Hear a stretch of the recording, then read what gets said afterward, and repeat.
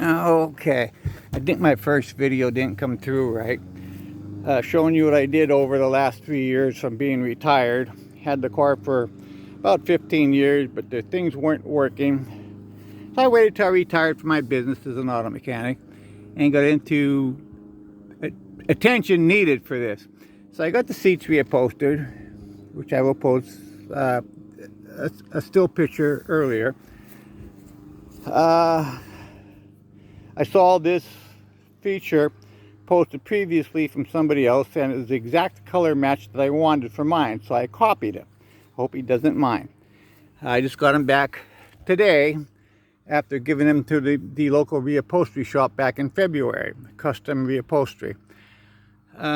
Things that I've done is with switches and the dash. They're all newer switches that will illuminate when you turn the key on. I have them, and the functions, the headlight doors, will light and stay lit. The limit switches will turn the power off, but the light will stay lit. Or you can neutralize it at middle position and then down. The headlight switches, 4-way, wipers, and reverse lights. The wipers, if you see, I modified into a single wiper system with the adjustable wiper arms. I only have one wiper blade, and it clears the window quite nice with one blade. The radial system I put in the glove box. It's from a mid-2000 Ford Freestar. AM FM only. It's only a 3-inch deep radial and will fit in the glove box like it was made to fit. This is the faceplate. It'll go right in. A little bit of space left over for the glove box for storage, and I used a little cabinet switch for that. I built speaker boxes for the front speakers on both sides. The radio antenna is a flat mount paste-on antenna through the windshield reception, and the cable runs along the weather strip and down behind into the speaker box, or the glove box area. The rear speakers, I built boxes, but you can buy self-contained boxes for rear speakers. I have them screwed fast to the back firewall. Dimmer switch. I mounted a dimmer switch on the floor because when I got it, the dimmer switch, my turn signal was only a flash to pass. It didn't have dimming, so I did the dimmer switch to the floor. So instead of flash to pass, I utilized that relay for my horn system, because my central horn button, for some reason, it just wasn't working properly. There's stuff missing, so I used that for my horn. Going back along the vehicle, in my engine area, instead of using the gas prop, I mounted a stationary prop. You can see where I had a clip there, and using the upper parts from a piston with a piece of steel gas line, 3/8 inch, and a little hook down here to secure it. Now there's tubular things you see here. I added down here, you'll see diamond plate, a heater blower motor self-contained unit for assisted air push, and I routed that over, and construction adhesive. I used the Gorilla construction adhesive. It's pliable when it dries, so it's good, and use that from there. And this here is a flexible hose that'll go over, fixed into that side for assisted air push for heat. My AC, if you can see, I mounted onto the sidewall of the fender well, doing a little shimming on a mounting plate and everything. Here's that. if you can see different areas. I have a bracket mounted down there, aluminum 90-degree bracket to mount the tensioner pulley, if you can see that there. And serpentine belt driven. I welded a piece of serpentine belt pulley onto the main pulley, and all this came from a mid-2000 Chevy Blazer 4.3. The AC, the back bracket, the pulley assembly that came from the power steering pump of that particular vehicle, and the idler. A little bit of engineering ability, and it made it work. So now I have a controlled AC unit mounted to the body. You do get some vibration noise being it's mounted to the body when the pump is on, but I guess that's why the radio's there. You just turn the volume up a little more, and it's well worth the noise when you have some cooling effects coming into the car. So I have an assisted blower speed for the heat. And on that note, well, while putting the new muffler on, you have your primary air box that just sandwiches over the pipe. Well, on that I use the for your home heating furnace, you have your epoxy cement for your heat box. I put that around your air box there where the exhaust pipe comes through to seal off any leakage. And the same with the front box where the pipe goes through. I put this epoxy for your furnace epoxy, to seal off any leakage. So now you have more positive airflow going up where you're not losing airflow through where the pipe comes through your air collection boxes. And on the transfer of heat going up, the tube that goes around, I used a silicone flexible tube and clamped on tightly from your engine to the body, which will absorb heat and it won't tear or rip like your cloth tubes. It's a silicone rubber, flexible, expandable tubing. So all the air being delivered up to the car for heat is you'll get the maximum effect from it, which is good. I love the color of my seats, matches the body. This modifications to the switches, which is excellent. You have illumination. I did a new speedometer because the other one just wasn't working anymore. I plan to do, it has a nice chrome face, lightens up the instrument panel. I plan to do the same with the tachometer and other gauges to give a little bit of chrome effect. In the meanwhile, the speedometer is a little inaccurate. I can get an adapter kit for the cable to correct that. But in the meanwhile, the GPS speedometer, I used an old cell phone I'm no longer using, and I downloaded a GPS speedometer app. And one thing right here shows a plug-in that I put in that gives me USB charging for the phone. Plus it also shows battery voltage. So I have 2 USB charging ports with a short cable that'll keep the phone charged.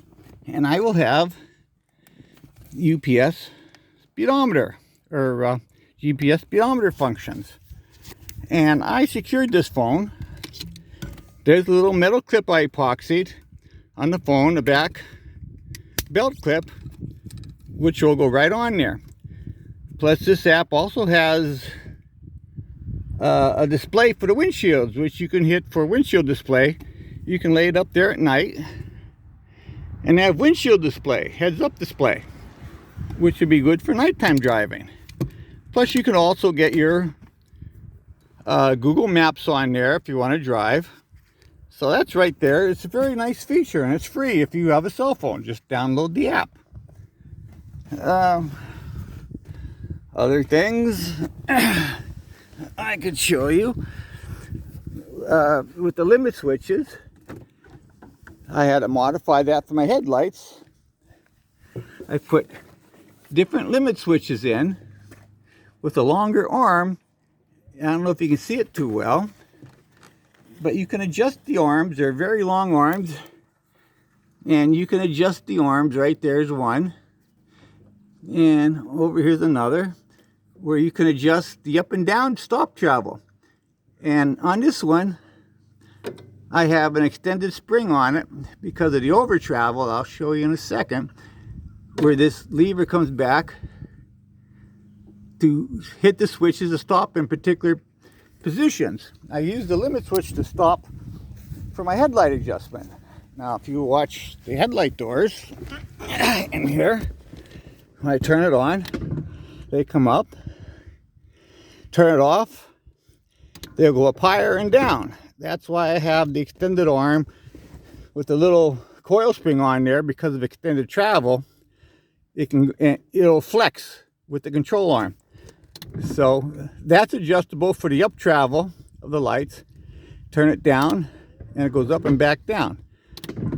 Now the lights I have is a rectangular LED headlight.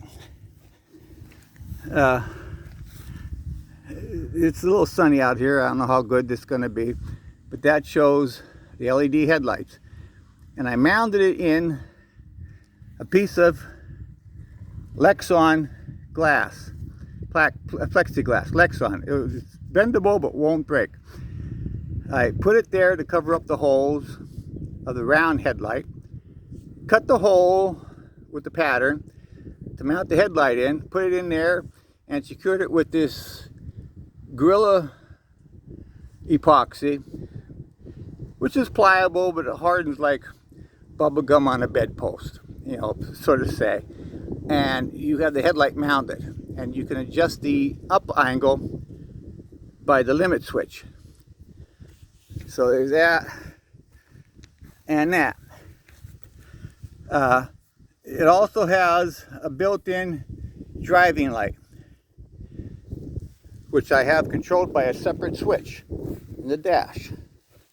The switch in the dash for that I put here for the driving lights, if you want that separate. And I just turned that on, and okay, it showed the driving light lit. You can turn it off and on command. My auxiliary heater fan, I have another switch over here for the heater fan, for extra heat to be pushed up. For fall time driving, you want your windows defrosted, you're sitting still, you have a higher amount of airflow coming up to make it more comfortable. The wiper system, you see, I just have the one wiper arm. The other one, I put a rubber cap over it because you're not using it. And these are adjustable wiper arms, ankle, I think maybe. You can adjust the length, adjust the angle of the blade, and I put the blade on necessary. I think it might be around a 18-inch blade. I don't know for sure. You have to measure it. And it does a good sweep where you don't have a problem seeing when it rains. So I'm down to a one wiper arm system, which makes it rather unique. Other functions, there's more in mine. My tail lights, LED tail lights. I did the same thing here. I put Lexan plexiglass, Lexan, so it doesn't break. Mounted the lights in there. It's your turn signals, parks, and reverse. When you say you use these LED lights, you have to put loading resistors in to work your turn signal flashers because they do not take much amperage. What I did, I took the back lens off the original system, left them there, left the bulbs there, just drilled a hole in the back to run the wires through and tap into the necessary wires for all my functions. And I painted the back side black, the same with the headlights. This way you have a smooth, black, mirror-like image on here. The lights that's working behind there, you do not see. But that acts as the necessary loading resistor. You still have the lights working with this, therefore your turn signal flashes will work, no problem. Everything's in the background. The front headlights, I did the same with the plexiglass. The back side I painted black, so you don't see nothing behind there, and you have a mirror-like image of black to look at it. Up here I mounted some LED lights for your high mount brake lights. So you do your brake lights, you know, also at the bottom you have the top showing brake light function. I said over the past 2 years since I was retired and was able to concentrate on this, I got it out of the garage from storage for 10 years, did the necessary repairs to have it roadworthy and more appreciative. So I'm basically done with the modifications, except this winter I will put a front disc brake kit on. I can get it at a local Volkswagen shop in St. John's, PA. It's like $300 to get everything necessary to change it over to disc brakes. Because believe me, you need to stop quicker than what these drum brakes can do if you want to save your car.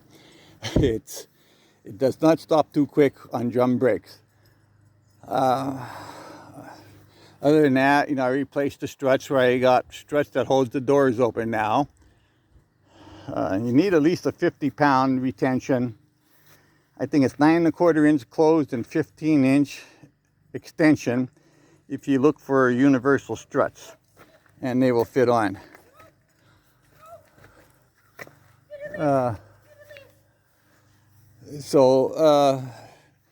If anything else comes about, I will post another short video, but I'm very happy with my accomplishments over this past 2 years, and we're ready to go. We just got to do the brake modifications. Everybody enjoy a lovely vehicle, and I will enjoy the summer. Bye.